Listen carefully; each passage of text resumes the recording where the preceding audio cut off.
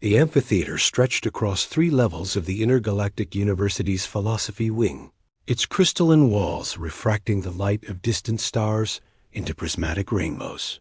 Professor Vex Thalen stood at the center podium, his form metallic, arms gesturing gracefully as holographic displays materialized around him. His elongated skull housed 4 distinct brains, each one capable of processing information faster than most species could blink. Welcome to comparative species analysis. His voice resonated through universal translators in 17 different languages simultaneously. Today, we conclude our semester-long examination of the natural hierarchy of intelligent life.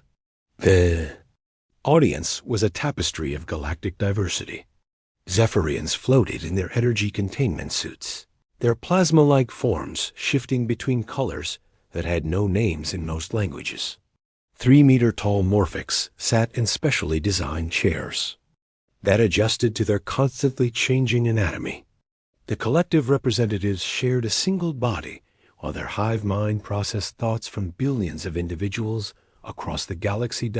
In the back row, almost invisible among the exotic forms, sat Maya Chun, a human exchange student whose presence had initially been met with polite curiosity and barely concealed condescension. Her notebook, primitive by galactic standards, was filled with handwritten observations in an archaic medium called paper. Today's topic, Vex Thalen continued, is the scientific validation of species superiority. Through rigorous methodology, we have established clear metrics for measuring evolutionary advancement. The holographic displays showed complex charts and graphs, each one seemingly proving the same point with mathematical precision. Longevity, he announced, highlighting a graph where humans appeared as a barely visible blip. Zephyrians live for 10,000 standard years. Morphics can reset their biological clocks indefinitely. The collective has achieved practical immortality through consciousness transfer. Humans? A mere century if they're fortunate. Approving murmurs rippled through the audience. The Zephyrian representative pulsed with a satisfied golden glow. Processing speed, Vex Thalen continued. My people, the Sithari, operate 4 parallel consciousness streams. Zephyrians process information at light speed. The collective can solve problems by accessing billions of minds simultaneously. Humans are limited to a single linear thought process that operates at the speed of chemical reactions. The display shifted to sensory capabilities. Morphics can adapt their sensory organs in real time to perceive any spectrum of energy. Zephyrians exist as pure energy and can interface directly with electromagnetic fields. The collective shares all sensory experiences across their network. Humans? 5 basic senses, operating within an extremely narrow range. Maya's pen moved across her paper, but she wasn't taking notes about the lecture. Instead, she was sketching the faces of her classmates, trying to capture the expressions of smug satisfaction that seemed to grow more pronounced with each damning statistic. Emotional stability, Vex Thalen pressed on. The collective has achieved perfect emotional equilibrium through shared consciousness. Morphics can literally reshape their neural pathways to eliminate unwanted emotions. Zephyrians transcended emotional volatility eons ago. Meanwhile, humans remain slaves to their primitive limbic systems: anger, fear, jealousy, irrationality. The professor's forearms gestured toward a final, comprehensive chart. When we aggregate all measurable factors, longevity, processing, power, sensory capability, emotional control, technological advancement, and social organization, the hierarchy becomes mathematically undeniable. The collective ranks highest, followed by Zephyrians, then Morphics, then my own Sithari people. At the bottom, by every objective measure, we find humans. The lecture hall buzzed with vindicated satisfaction. Students exchanged knowing looks, their various forms of smugness manifesting in species-specific ways. The Zephyrians glowed brighter, The Morphic's forms became more elaborate, and the collective's representative nodded with the weight of billions of minds in agreement. It was then that Maya raised her hand. The gesture was so simple, so primitive, that it took several moments for the universal translators to interpret its meaning. When they did, a ripple of condescending amusement passed through the audience. Yes, human Maya? Vexthalen's tone carried the patient weariness of a teacher dealing with a slow student. Maya stood up, her diminutive form dwarfed by the grandeur of the amphitheater and the imposing presence of her classmates. Her heartbeat quickened, a physiological response that the professor had just categorized as evidence of human inferiority.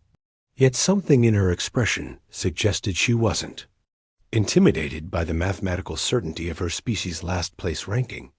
"Professor Vexthalen," she began, her voice carrying clearly through the universal translators, "I have a question about methodology."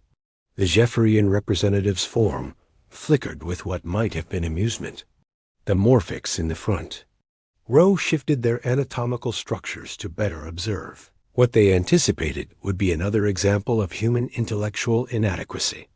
"Proceed," Vexthalen said, his forearms folding in a gesture that had become familiar to his students. The patient pose he adopted when demonstrating the limitations of lesser minds. Maya looked down at her primitive paper notebook, then back up at the professor. "You've presented compelling evidence about our capabilities' longevity, processing speed, sensory range, emotional control. But I'm curious about something that seems to be missing from your analysis." She paused, and in that moment, something shifted in the atmosphere of the lecture hall. The smug satisfaction began to waver, replaced by a growing sense of anticipation. "If we humans are truly inferior in every measurable way," Maya continued, "why are we the only species in this room that actively chooses to believe we might be wrong about something?" The question hung in the air like a gravitational anomaly, bending the trajectory of every thought in the amphitheater.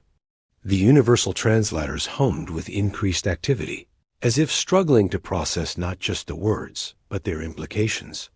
Vexthalen's four brains worked in parallel, analyzing the question from multiple angles. "I'm not certain I understand. Your meaning, human Maya. Please elaborate." Maya's heart rate had steadied, and she found herself speaking with increasing confidence. "Every species here has come to this class to confirm what they already believe about themselves. The Zephyrians know they're superior because of their longevity and processing speed.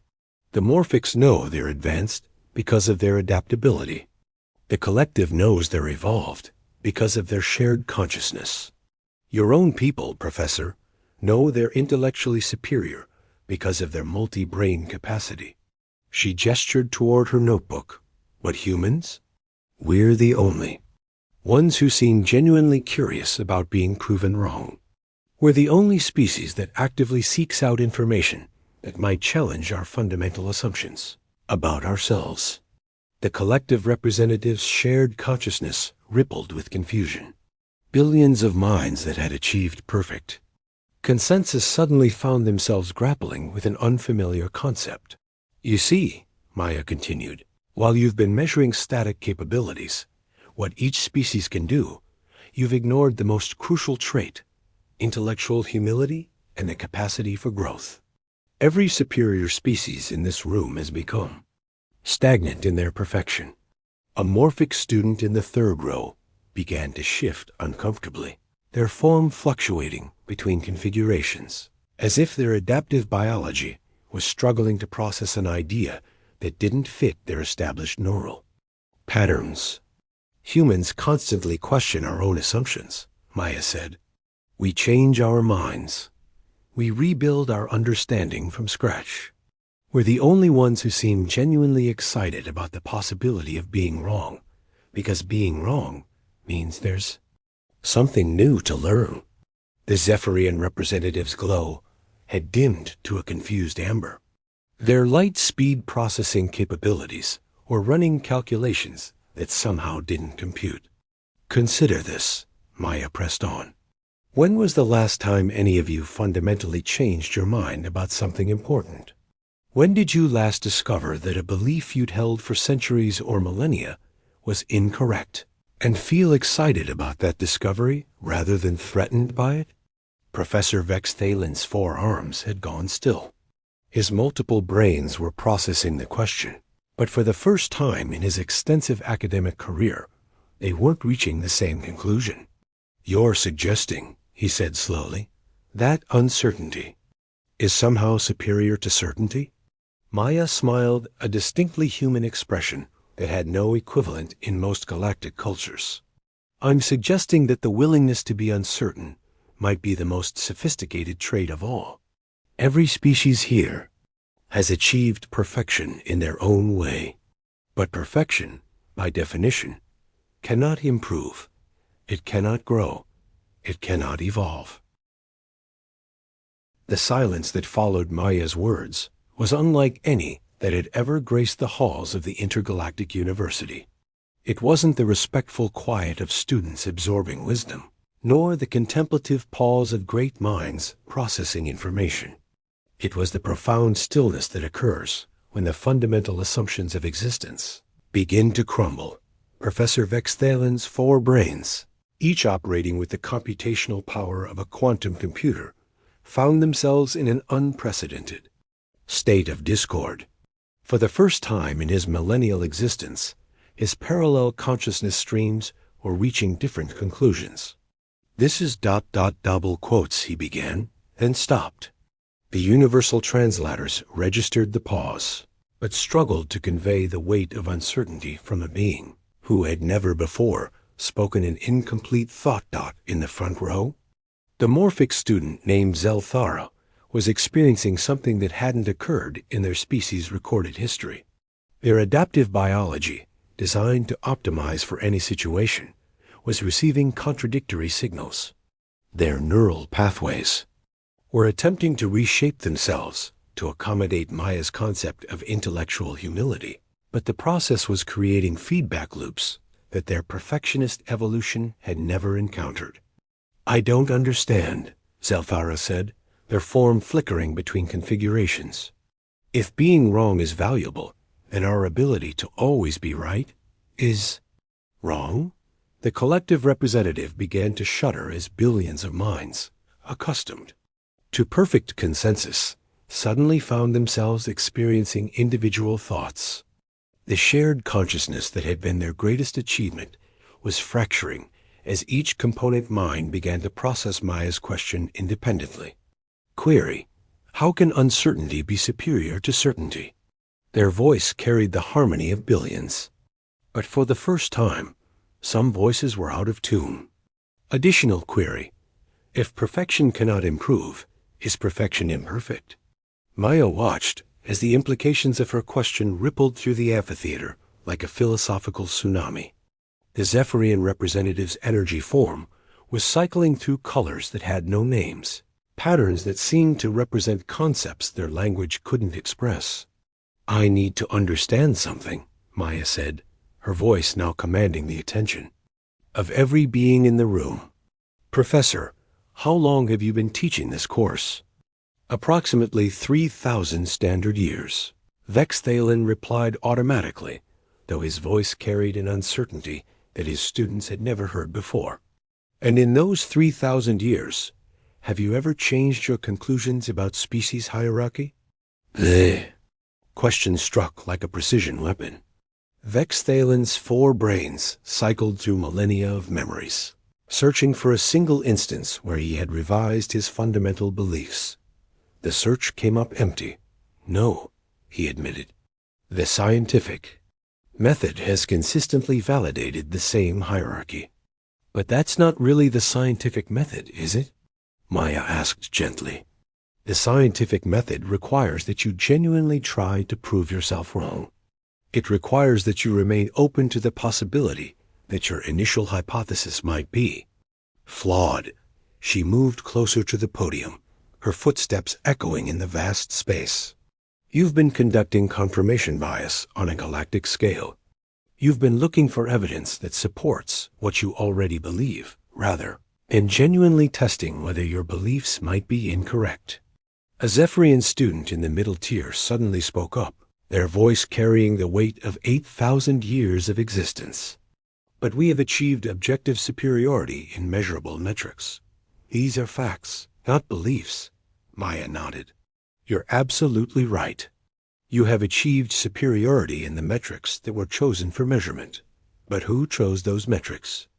Who decided that longevity, processing speed, and sensory range were the most important factors in determining evolutionary advancement?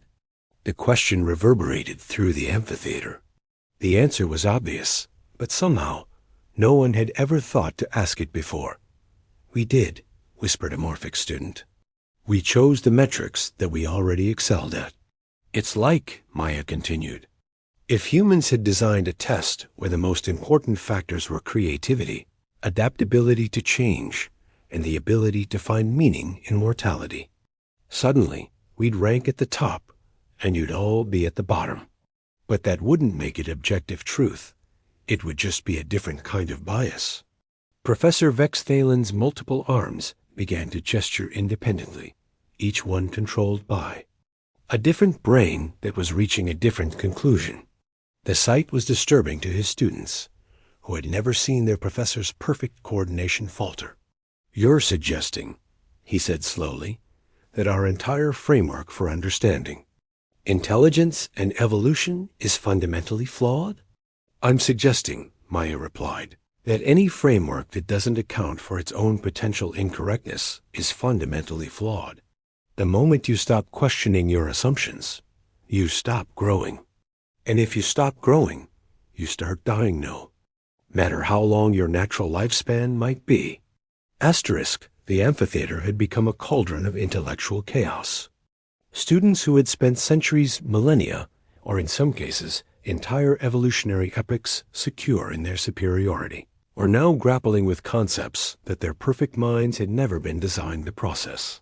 Zelthara, the Morphic student, was cycling through biological configurations so rapidly that their form had become a blur of shifting matter. I can adapt to any environment, they said, their voice distorting as their vocal cords reformed continuously. But I cannot adapt to the concept that adaptation might be insufficient. The collective representative had begun to fragment visibly. What had once been a single, harmonious consciousness was splitting into individual components as billions of minds struggled to process the implications of Maya's question independently.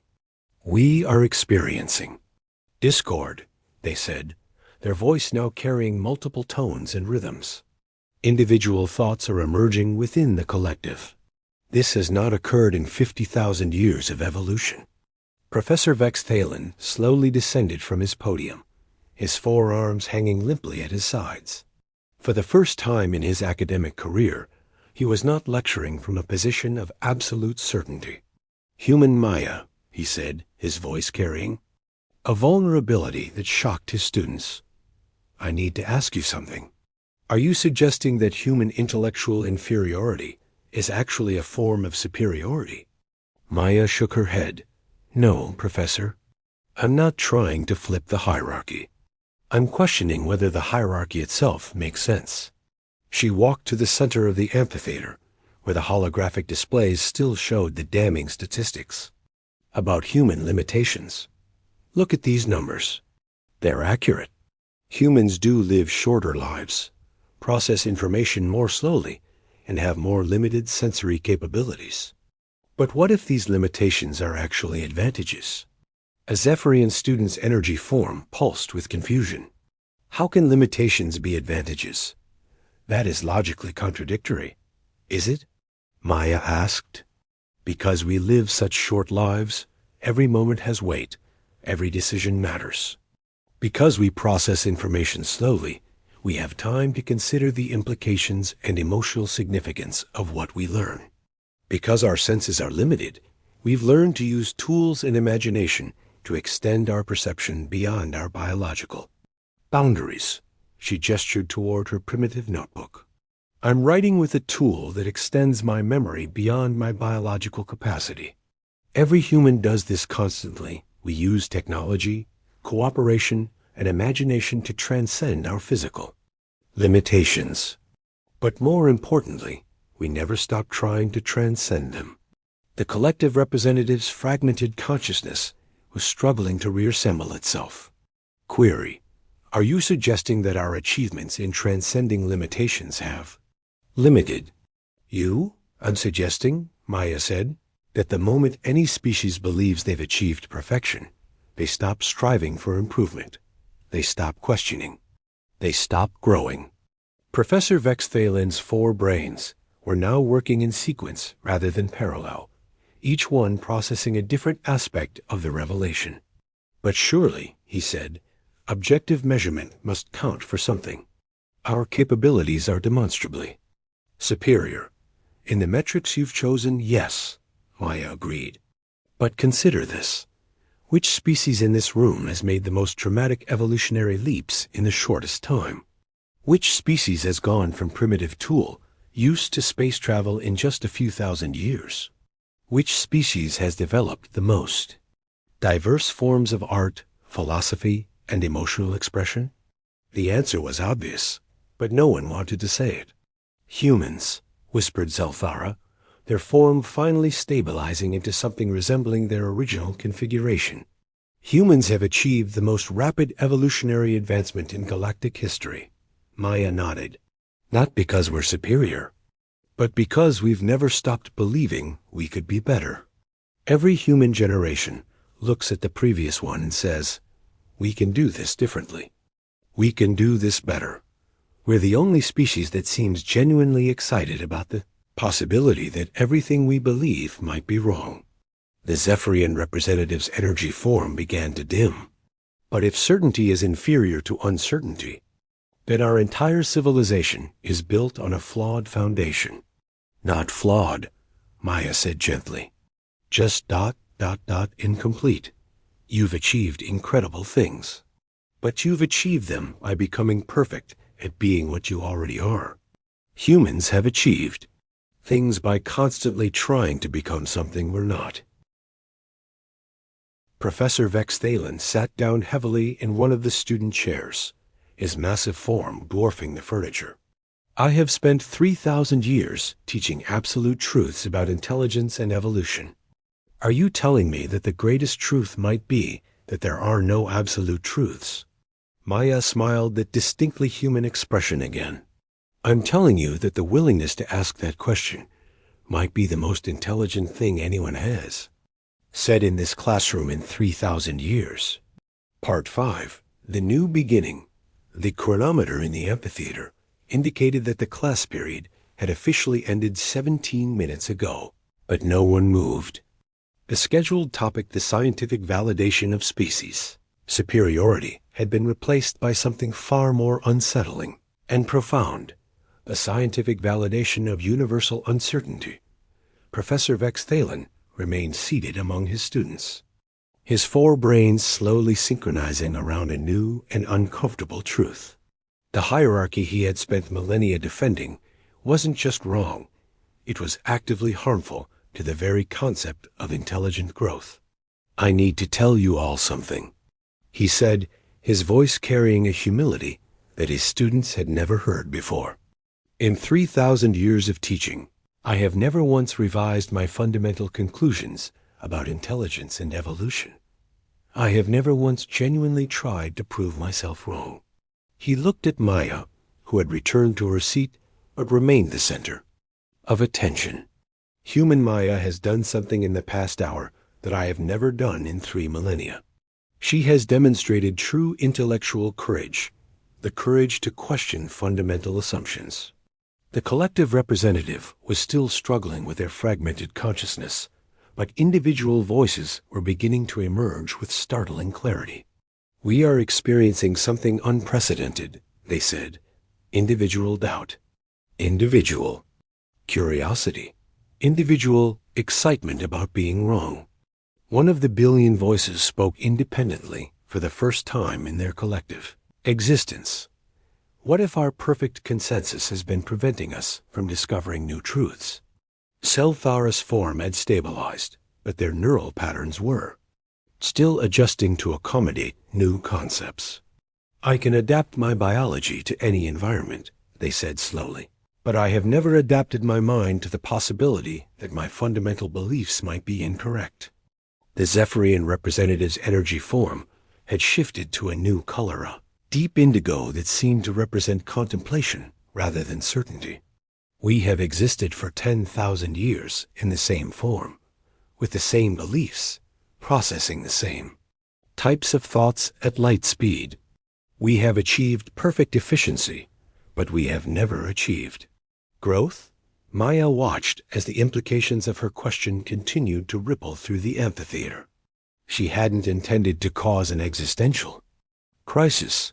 She had simply asked a question that seemed obvious to her human perspective. I want to clarify something, she said, standing up again. I'm not suggesting that your achievements are worthless, or that human uncertainty is superior to your certainty. I'm suggesting that maybe the most advanced trait any species can have is the ability to recognize that advancement never ends. Professor Vexthalen nodded slowly.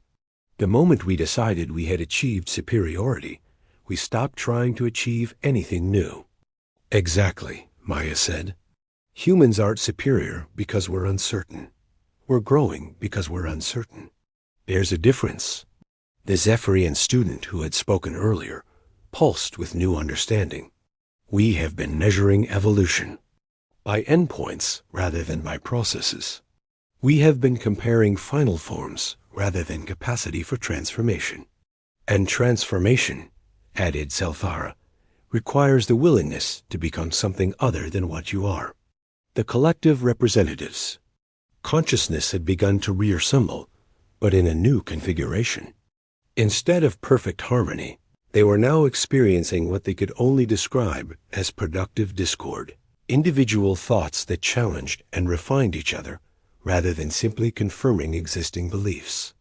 We propose, they said, their voice now carrying multiple perspectives, that this class period represents the first genuine learning that has occurred in this amphitheater in centuries. Professor Vexthalen stood up, his forearms moving in a new pattern that seemed to represent uncertainty rather than authority. Class dismissed, he said, but not concluded. Tomorrow, we begin a new course, Comparative Species Learning.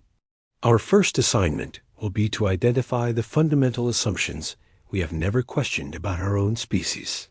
As the students began to file out of the amphitheater, each group clustered around their own kind, engaged in conversations that would have been impossible an hour earlier. The Zephyrians were discussing the concept of intentional inefficiency. The Morphics were exploring the possibility of deliberately limiting their adaptive capabilities. The collective was experiencing the strange joy of disagreement. Maya gathered her primitive notebook and began to leave, but Professor Vexthalen called her back. Human Maya, he said, I need to ask you something. How did you know to ask that question? Maya smiled. I didn't know. That's the point. I was just curious. Curious about what? About whether being wrong might be more interesting than being right. As she left the amphitheater, Maya could hear the continued conversations of her classmates echoing off the crystalline walls. For the first time in the history of the intergalactic university, a class about superiority had ended with everyone questioning their own assumptions. The next day's enrollment in Comparative Species Learning broke all records. Students from across the galaxy wanted to experience the strange new sensation of productive uncertainty.